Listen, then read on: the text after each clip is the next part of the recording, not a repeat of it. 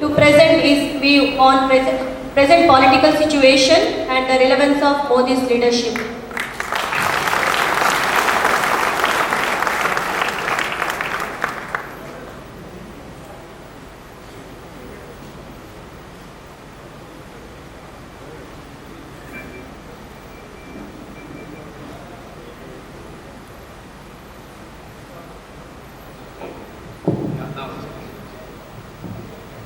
Shri Raghavendra Rao ji,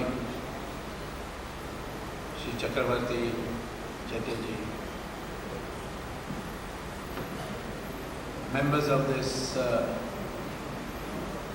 audience here, from the distinguished citizens of Bangalore, I am very pleased to be here on the platform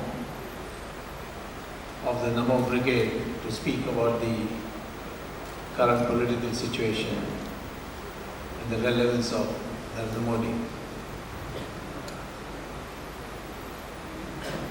There is no challenge to Narendra Modi today.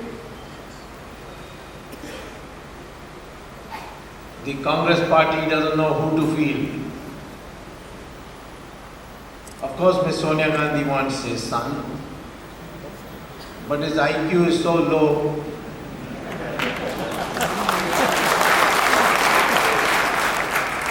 that I've given him the nickname of Buddha.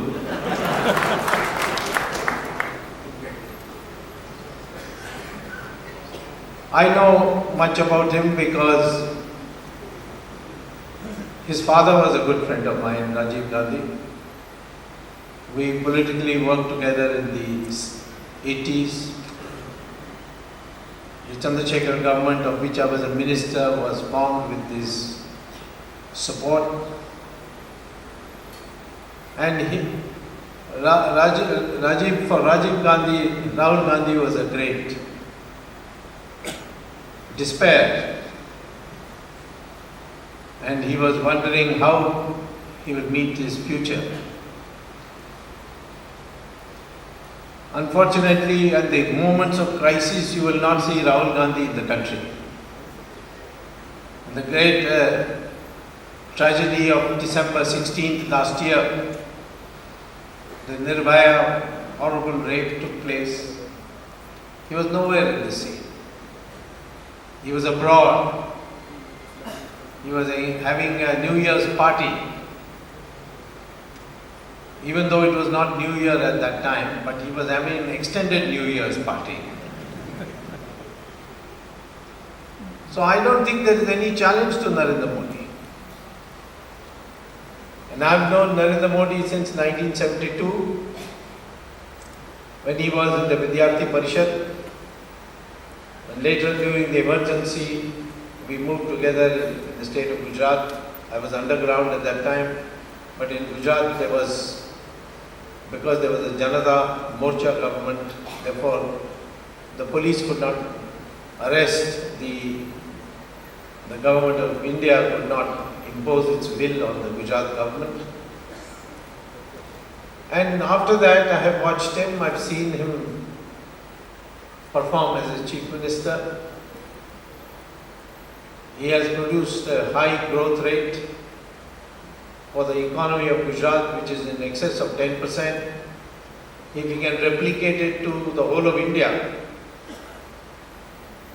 for 5 years, India will become a developed country in 5 years if we grow consistently year after year at 10% per year, and Narendra Modi can do that. That is why I think his leadership is relevant. Today, our current political situation is in 5 dimensions. First is the dimension of corruption. The extraordinary corruption in our country. The second dimension is the collapsing economy. The third dimension is the national security threats of the country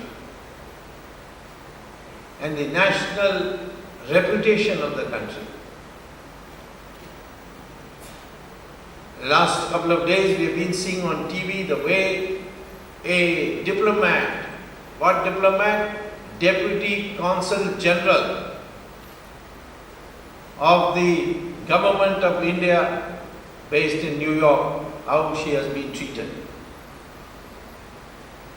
Earlier on we saw that our soldiers, Pakistani soldiers, crossed the border, caught hold of our unsuspecting soldiers and cut their head and displayed it. It was taken back to Pakistan. We have been, our people have been kicked in China. We don't seem to have any respect now in the world for a country of 120 crore, 1.2 billion people. Therefore, we have to consider what is to be done and how the leadership of Mr. Narendra Modi will make the difference. This is what I propose to tell you. We are today suffering international isolation. Nobody is supporting us on Kashmir. Bangladesh is infiltrating into our country. Our temples are being broken in Malaysia and Kazakhstan and Guyana. So we see all around, the country is today going down. It was a country which we put on in the 1990 when I was a commerce minister, later on held a ministerial rank position in the Narasimha Rao government. We put the government on the track from 3.5% per year growth rate to 9% growth rate. And today, the government has brought it down to 4.5% growth rate. So how do we correct all this? Take the question of corruption. Look at the magnitude of the problem. Indian politicians and businessmen and civil servants have taken money out of this country collected through corrupt means, through the Hawala route, and deposited it in secret banks or in secret banking countries abroad, such as Switzerland, Isle of Man, Cayman Island, Macau in China. And how much have they deposited? They have deposited 120 lakh crore rupees. Not 120 crore rupees, 120 lakh crore rupees. How many zeros is that? 12 zeros. So, all this is your money. And what does this number signify? The total income tax revenue of the government of India is only 2 lakh crore rupees. And you got 120 lakh crores abroad. If you bring that money back, you don't have to pay income tax forever. Anyway, I am in favor that if a BJP government comes to power in 2014, we should abolish income tax. It's a useless tax.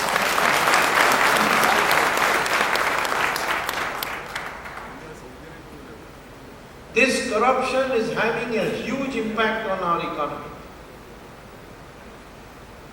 and on our politics and on our national security. For example, on the economy, what happens to this black money? Some of it is sent abroad. Some of it is kept here and spent on land and purchase of land, in building beautiful houses, equipping the house with Italian marble. It's now the fashion. If you have Italian leadership, you should have Italian marble also. And the prices of land and houses are soaring. Whether the economy is coming down or going up, the prices of land and residential construction is always soaring because of this black money. All the luxury good industries are making tremendous profit. So businessmen say, why should we invest in common man's goods like cloth, making chappals, so on. They're all moving their funds to producing luxury goods in the country. 70% of our investment today, 75% of our investment is going directly or indirectly into the production of luxury goods in a country which has 35% people below the poverty line. This is because black money is finding its market in luxury goods. So naturally the profits of luxury goods are going up. That's why the investment is running there. Land prices are going up because black money is going there. So it is distorting your investment priorities. The government of India also brought in a new financial derivative called participatory note. Every newspaper is afraid to write about it. Because if you write about it, people will raise voices. And that they don't want, because big people are purchasing what is called as a participatory note. What is a participatory note? I take my money through Dubai, through the Hawala, send it to Switzerland. There I withdraw the money in dollars. I put it in a sack, take it to Morgan Stanley or US Fidelity Investments, the counter, and put this sack of dollars and say, give me participatory note and here is my Indian passport. Why Indian passport you have to show? Because no other country in the world permits participatory notes. Only India does. So they give you a piece of paper, suppose you put $10 million, they'll give you a piece of paper in which only $10 million is written. No serial number, no name. And that participatory note is handed to you, you bring it to India, it's legally permitted to bring it to India, no questions asked where you got the money, you give it to photocopy to Reserve Bank, and Reserve Bank will give you a receipt, and with that you go to the stock market and tell the stockbroker, I want to buy stocks. Millions and millions of billions of dollars have come through participatory note. They have money going out and coming back. It is your money which is coming back. They say foreign investment is increased. No. The flow, round trip of the black money is increased. And you put it in stock market shoots up, and you sell, and the profit you make the difference.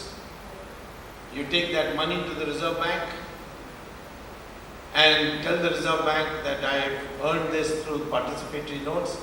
Then under the law passed by the UPA government, Reserve Bank has to give you dollars for that rupees, and you take all these dollars and go back abroad and put it in your account after having earned something. Previously, you could not earn any money you kept in Switzerland banks, because Switzerland banks never gave interest. They charged them. They put a service charge on you. You have to pay a 2% service charge.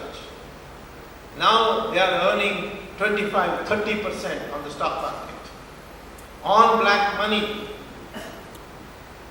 And what happens in the stock market? It starts going up and down, up and down. Why doesn't the SEBI, Security Exchange Bureau of India, created to ask questions about where the money comes for your stock purchase? If you buy stocks, they will ask you, where do you get your money from? But Mr. Chidambaram as Finance Minister has exempted participatory notes from such questioning. No questions asked. There was only one problem, and that was that when you made this profit on the stock market, you had to pay capital gains tax of 30%. So this Chidambaram, who is a lawyer and a crook, dangerous combination, he passed a law which said that if any Malaysian company, any Mauritius company makes an investment, then because Mauritius is a poor country of overseas Indians taken by the British as indentured labor, so no capital gains tax for any Mauritius company investing in India. No capital gains tax. So what you do is you take your money through the participatory note, go to Mauritius, invest $1, just $1 you can create a company in Mauritius. And through that Mauritius company you invest in the stock market, no capital gains tax for you. Even the 30% which you had to pay, Government of India will not get. And that's why everybody is now opening a branch office in Mauritius. In 2G spectrum scam I found that all the companies who are accused, they had an office address in Mauritius. So I was shocked as I compared these addresses. I found the addresses are also the same. Then I found the building also the same. I even found the room number to be the same. I sent somebody to check and they said the room number has no furniture, just a lock outside the door. Shell office. And using that they get the tax advantage. So therefore, your stock market is gone out of control today. It's no more the middle class's dream to invest in the stock market. Because of this black money, which has now been facilitated to come back through participatory loans. Mauritius today is the largest investor in India. You see the table of foreign investment in India by countries. It is not USA, is not number one. It is Mauritius. How can a country which has only gambling casinos and beaches, how can it become the largest investor of foreign investment? It is not their money. Our money coming back, making a profit and going back again. Similarly today, why are the agricultural prices going up and down, up and down? It's again because of corruption. This money that people do not send abroad but keep it here. Because the UPA government made a new law that you can engage in forward trading in agricultural commodities. Not allowed by any country in the world. United States does not have forward trading in agricultural products. So what does forward trading mean? You go and tell the whole farmer in the wholesale market, I will give you this price, which will be a price which will be little higher than the wholesale price. And they have cash. Farmers want cash, they don't like checks. So with this black money cash, they will take the agricultural production, put it in cold storage, create an artificial shortage. Prices shoot up, then they take it out from the shortage. They take it out from their cold storage and the prices come down. If you see the agricultural prices over the last 2 years, all up and down, up and down, up and down. There is no shortage of onions in the country. There is no shortage of vegetables. Any government will raise 2-3 cold storages. In panic, everybody will bring out all these agricultural commodities and the prices will come down. Needs a tough leader like Narendra Modi. So, same thing, the rupee kept diving. 38 rupees, 45 rupees, 55 rupees, 65 rupees, 70. What happened? Everywhere else in the world, dollar is coming down. But India is the only country where dollar is going up. Magic. So I examined what happened. People are saying this problem, that problem, uncertainty, investment, this, that. The real reason was that two important persons one a son and another a son-in-law, were engaged in short selling of the rupee, which is called forward trading also. Short selling is forward trading. The son-in-law's name is Robert Vadra. He was sitting in Dubai, and the son was Karti Chidambaram, bigger crook than his father. He was sitting in Singapore, and they were telling people, give us your dollar today. That time the price was 55. I will return it to you at 57. So, dollar is not yours. You take it from somebody. He is very happy because in 2 days he says, I'll give you, instead of he'll pay me. I mean, it's worth 55 today, but he's ready to pay 57 in 2 days' time. Fine, give it to you. He's after all son of finance minister or son-in-law of Sonia Gandhi. So they give it. Both these people use their influence to see that the Reserve Bank does not take any steps by which the rupee will come down from 55 to 50. If it does, they are finished. Because they have contracted to pay 57 rupees and the price has gone to 50 rupees. So they convert their dollars into that, they'll make losses. So the finance minister tells the Reserve Bank governor, no open market operations. What would the Reserve Bank governor have done to control the fall of the rupee price? Take out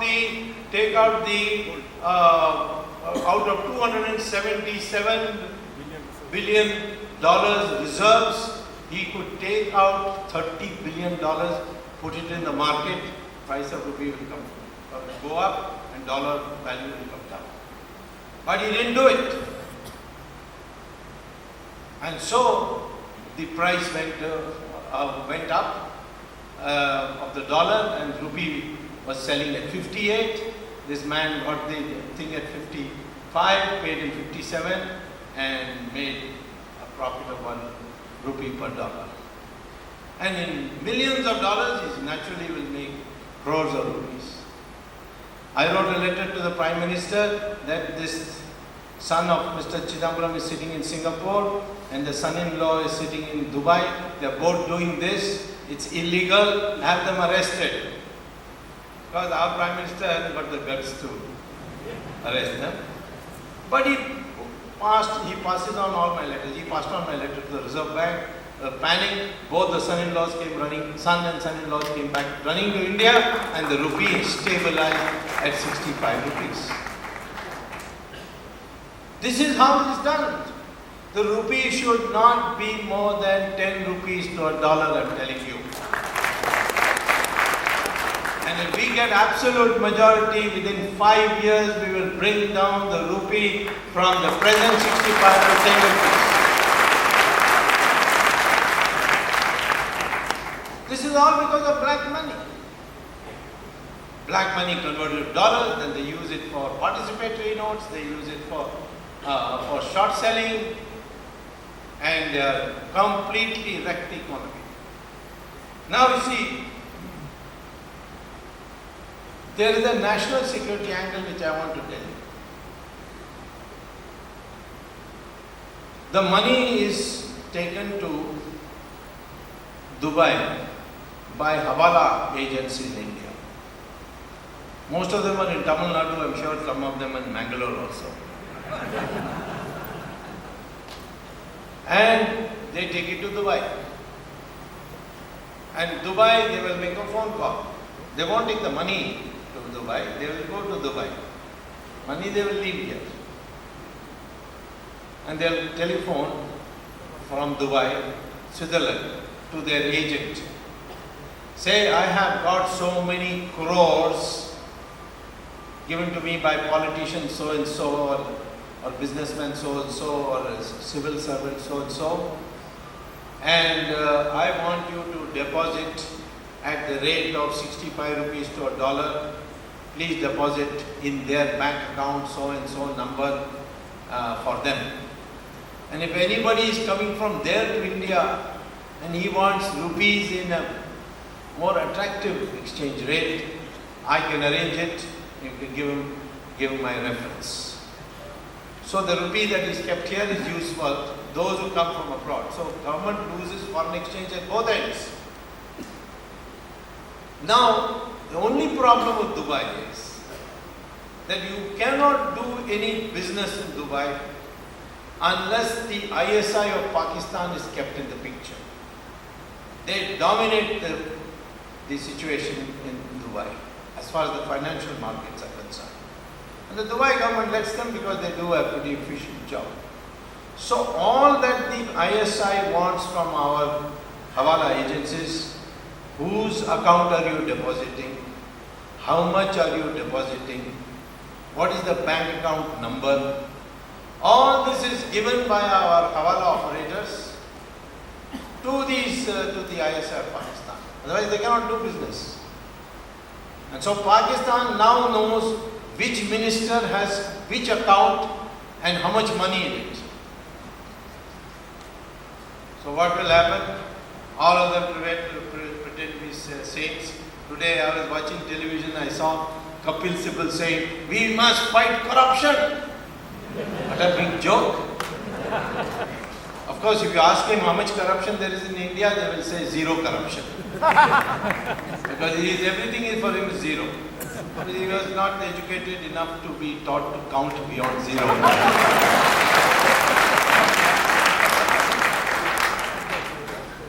So, our UPA ministers today are being blackmailed by ISI.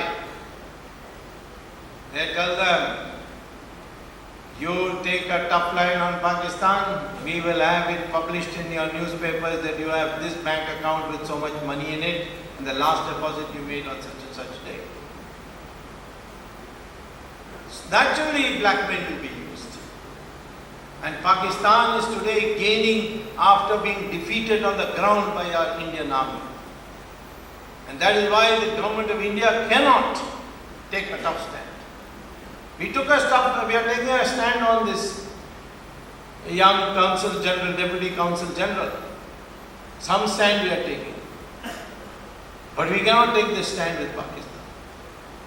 Because they will ruthlessly expose you. So therefore, this black money is affecting your national security.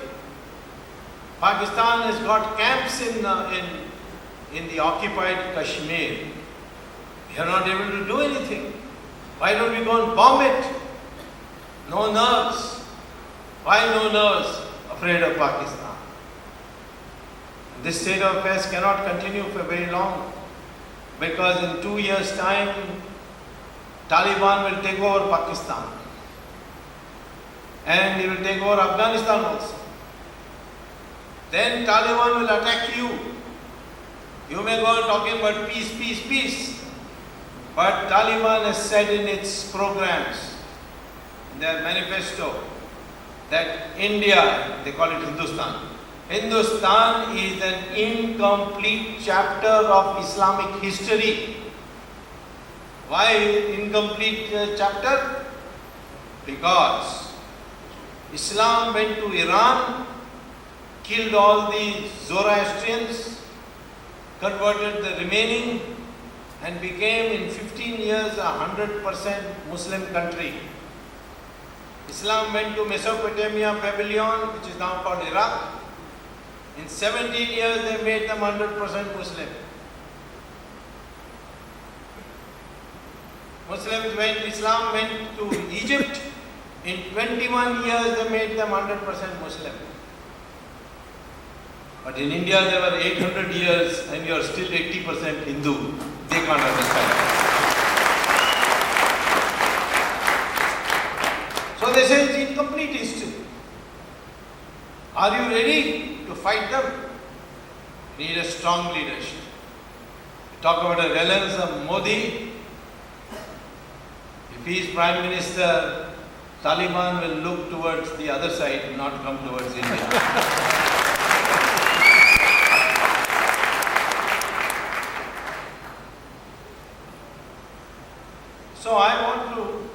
bring to your attention this first question. Current situation is so bad that it cannot be rectified by the present people. People get sometimes confused and then they go and cast their vote for people who they think are new people and they should be given a chance. In Delhi, people are now regretting for giving vote to this AAP party.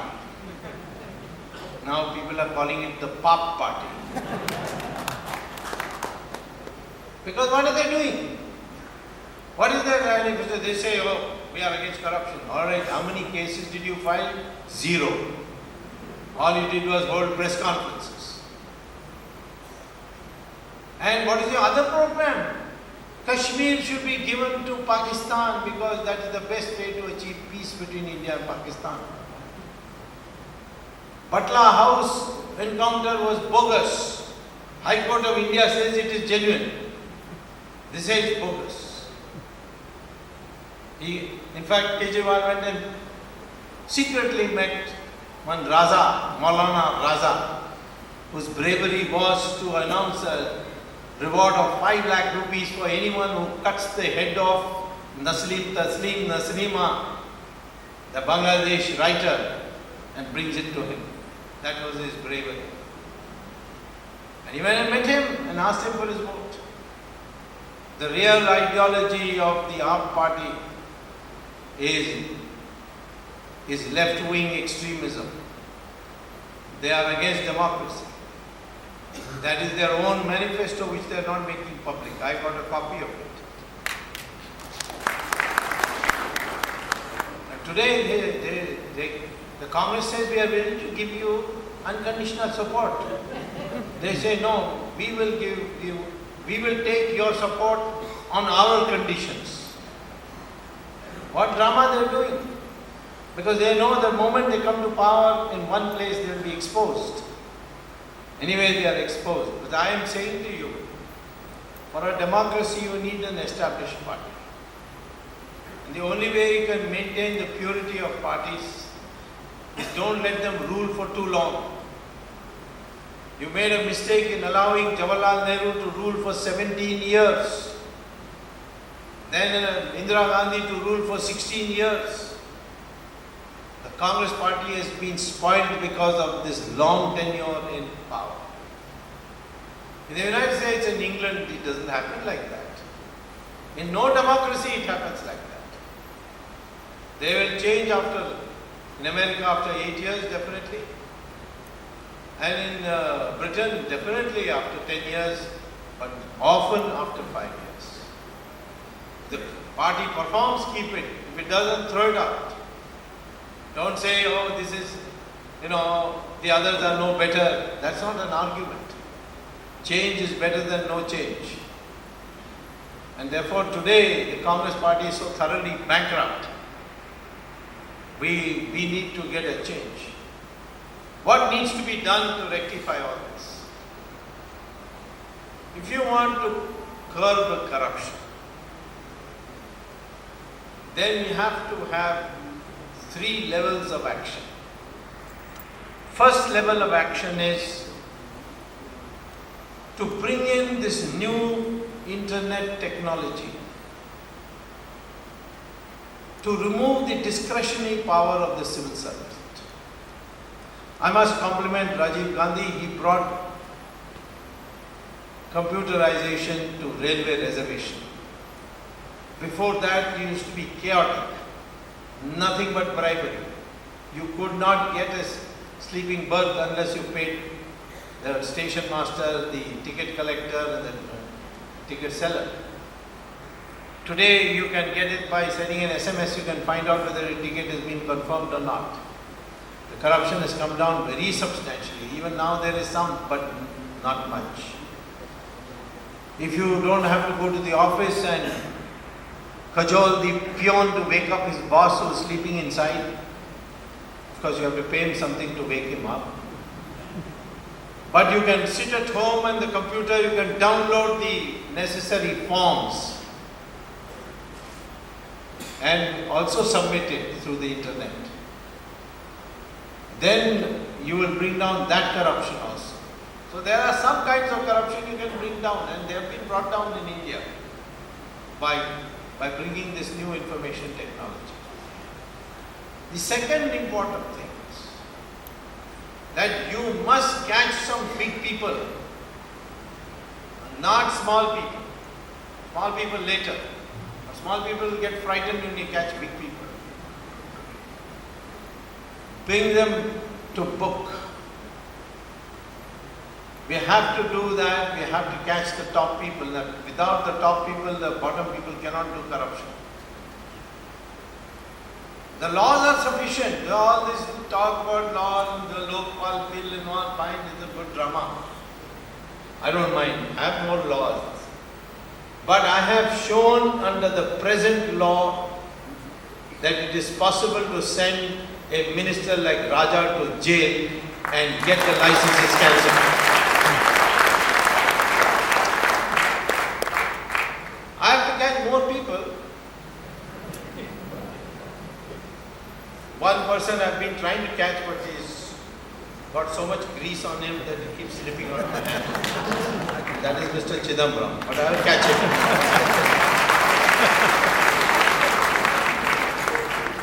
One of my many cases will succeed. But I am shocked at the numbers. 2G spectrum scam, what is it? People don't even know what 2G is. Manmohan Singh did not know. Somebody asked him, what is 2G? He said, Sonia ji and Rahul ji. Somebody said, no, I'm talking about telecom. He said, no, I don't need to know more. Sonia ji, Rahul ji, I know, that is enough. You know, when the cordless phone came, you had put, without a wire, you could pick up phone, dial a number, the other place it will ring, and you couldn't talk without a wire. Because your voice was converted into an air wave, and it went as an air wave. Went in a long cycle. But that's all you could do. Dial a number and get the other side. Then came the mobile phone. The cellular phone is technically called. There you could send, not only make phone calls, but you could send email, SMS, you could send your pictures. For that, you have to go to the second generation technology, that is what it is called 2G, second generation. The first generation was a cordless phone, 1G. And that the waves were little and more cycles in it. And therefore more information went in it. Then 3G came, and here you could make a phone call, the other side will see you, and you can see them. You can, as if you are next to each other, you can talk to each other. Which is now becoming very useful for our army. They can talk to their wives and children and so on. So that means more waves, more information. 4G is coming, you can send 10,000 pages of documents on your mobile phone, which you can't do today. So there again the waves are even more cyclic. All these have to be sent through the sky. They shouldn't collide. So a channel is created for them. That is called spectrum. And that spectrum is scarce. The demand is increasing. In 2001, when the NDA was there, they auctioned the spectrum. And the price was 1,680 crores per 4 megahertz. In 2008, when Raja was in charge of the telecom ministry, our demand had greatly increased because in 2001 there were only 4 crore mobile phones in our country.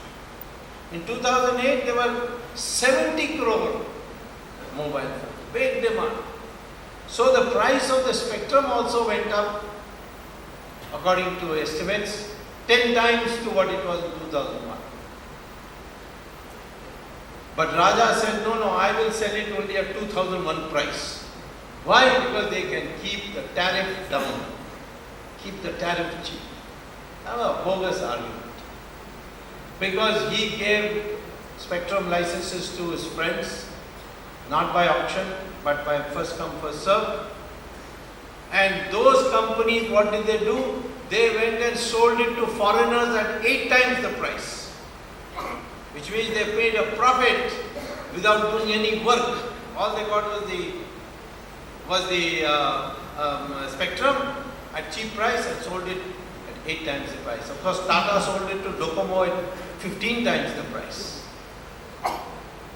So, the private companies made the money.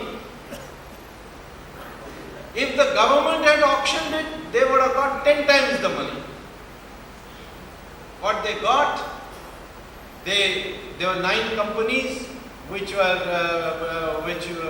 paid 1680 crore rupees of 2001.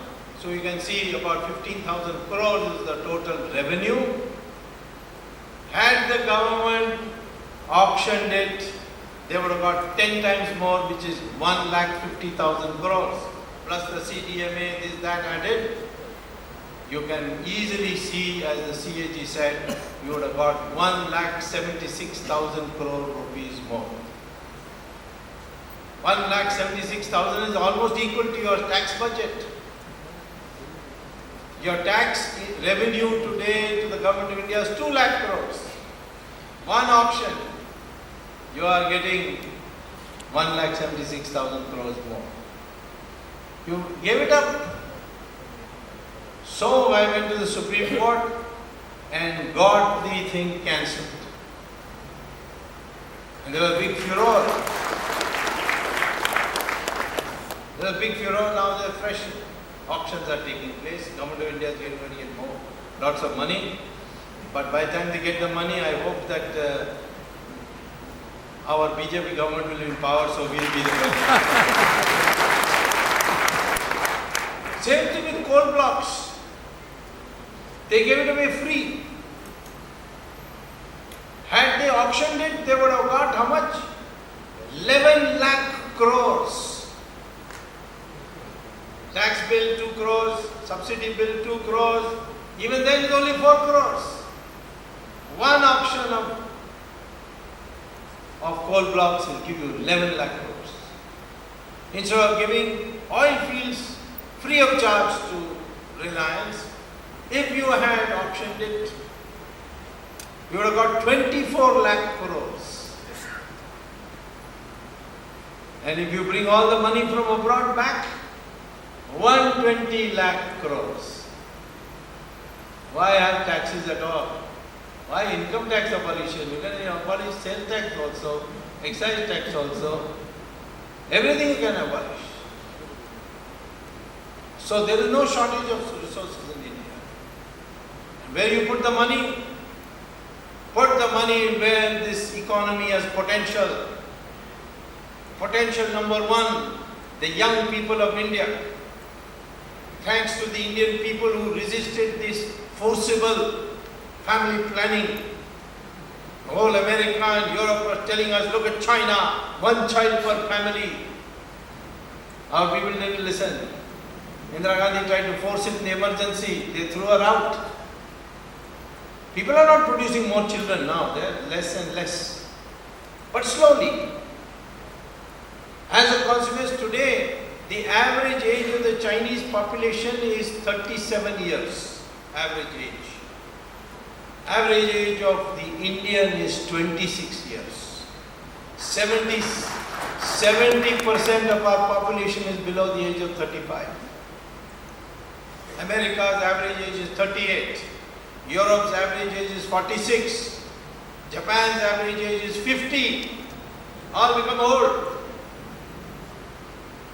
Nothing wrong with being old, but the innovations that are necessary to drive economic growth is done by fresh minds coming out of the university. So the program should be that we modernize our universities. We attract the best faculty by paying them well, giving them academic freedom, building tremendous infrastructure, connectivity through internet, both within India and internationally. Now Harvard and MIT has produced an international syllabus which we can show to our people, to our students, and show them what is being taught there, and our own teachers teaching them better. So we need to create a modern educational system for which we need a lot of money. But there is money. I showed you where the money is going to come. We can get more money by abolishing all taxes and putting a bank transaction tax. Every time the bank engages in a commercial operation, giving a loan to a business house, etc., it will put a surcharge of 1.5 lakh or 1.5%, and that money will go to the government. How much money we will get in that? 40,000 lakh crores. There is no, collecting the money is not a problem, but you use it for this. Build the best infrastructure in the country, in the world.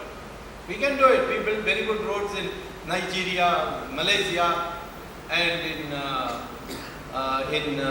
Iraq, but we can't build a good road from Mysore to Mangalore. Why? Because of corruption. Build the infrastructure.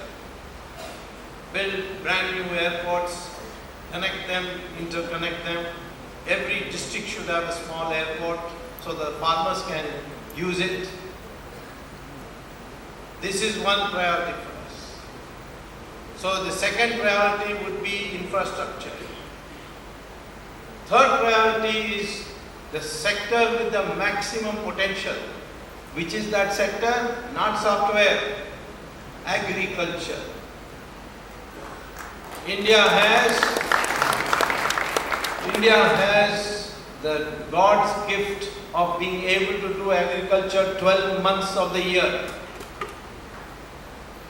America cannot, because 5 months there is snow. Europe also same. China for most parts 3 months snow. India throughout the year sunshine.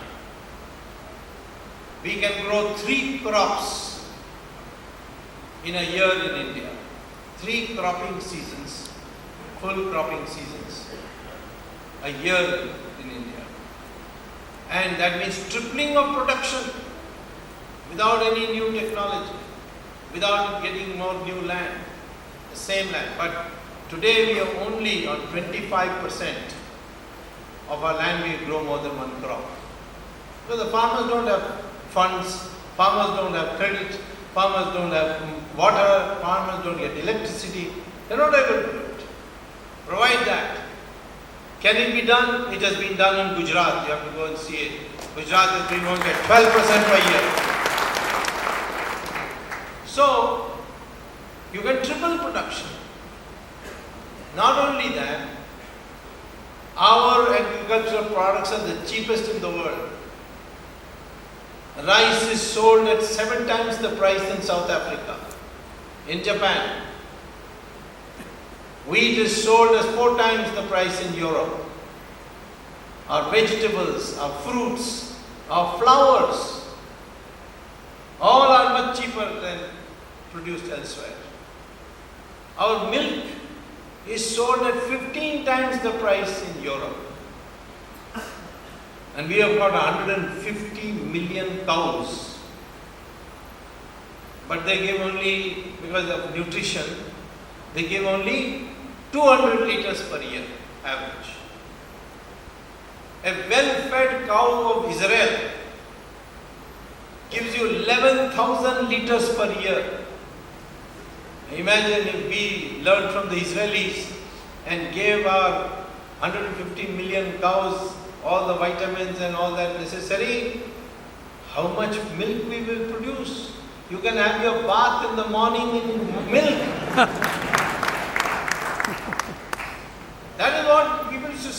India, golden bird. That milk is flowing like river here. Like water flows in a river. Potential is tremendous.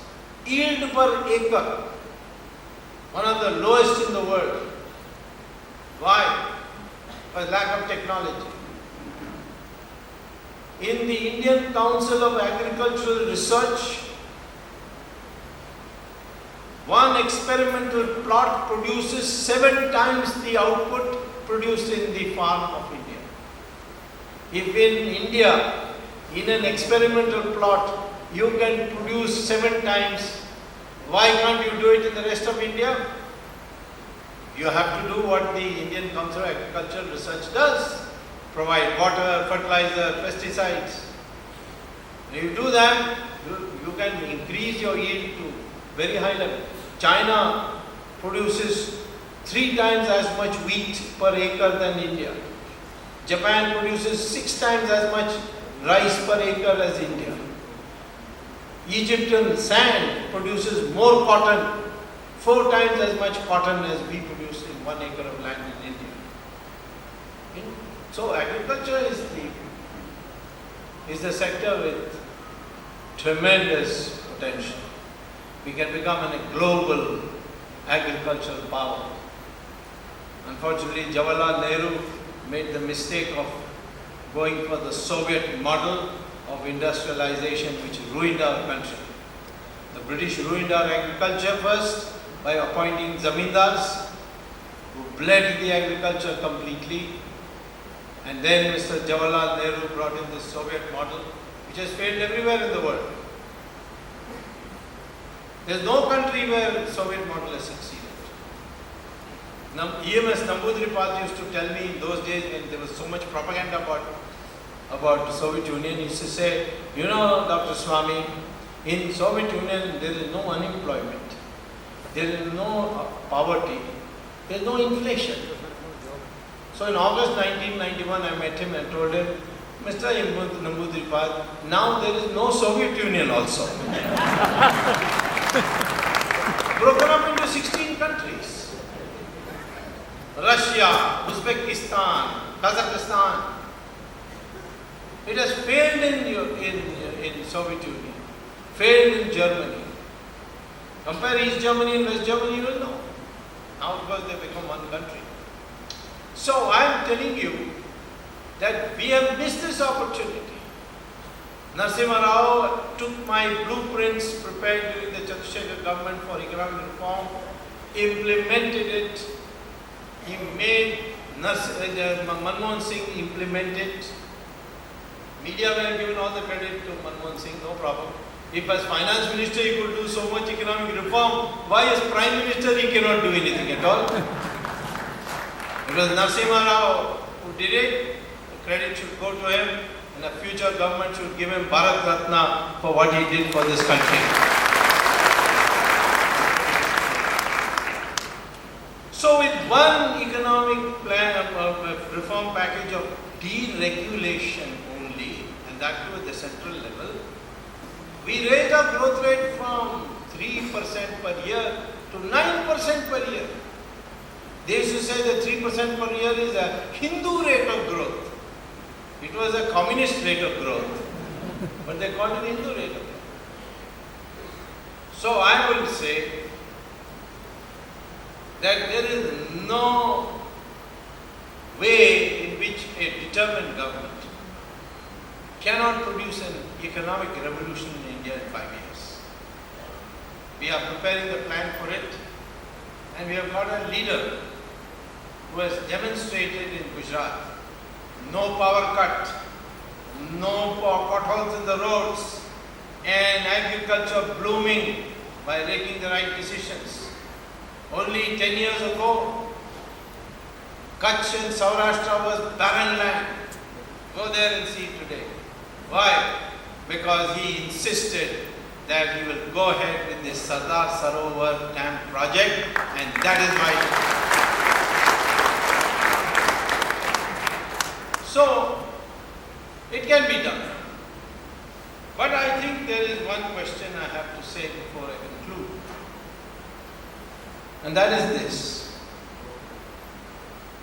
We may produce economic growth, but the nation must be secure.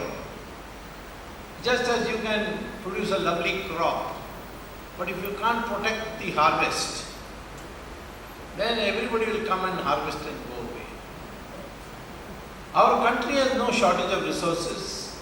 All this talk of foreign direct investment, I will fine if they can bring technology, I have no objection. But what is this Walmart? Walmart should come, they will revolutionize retail trade. Why? They are getting whatever we want. Walmart is going to come after getting bank finance from the United States banks at 2% interest rate. It will come to India and dip into our cheap labor pool. We have got crores of traders. If they are to compete with Walmart, how much will they have to pay to get bank finance? Not less than 12%, most likely 18%.